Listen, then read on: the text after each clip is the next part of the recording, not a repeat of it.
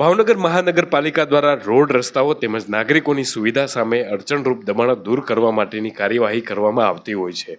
જેમાં ગઈકાલે ભાવનગર શહેરમાં સરકારી સિવિલ હોસ્પિટલ સામે ભાવનગર મહાનગરપાલિકાની દબાણ શાખાની ટીમ દ્વારા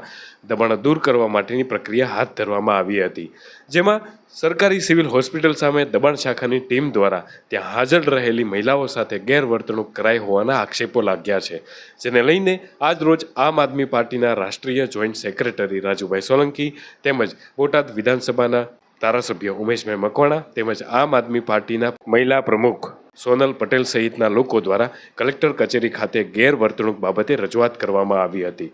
દબાણ શાખાની ટીમ જે સ્થાન પર પહોંચી હતી તે સ્થાન વર્તમાનમાં પ્રાઇવેટ જગ્યા છે તેમજ તેનો મામલો હાલ કોર્ટમાં ચાલતો હોય તેમ છતાં ત્યાં પહોંચી હતી। આ ઉપરાંત ત્યાં હાજર રહેલી મહિલાઓ સાથે ગેરવર્તણૂક કરાયો હોય તેવા આક્ષેપો લાગ્યા હતા।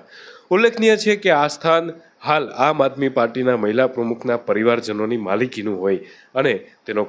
કેસ કોર્ટમાં ચાલતો હોય તેવી માહિતી સામે આવી છે।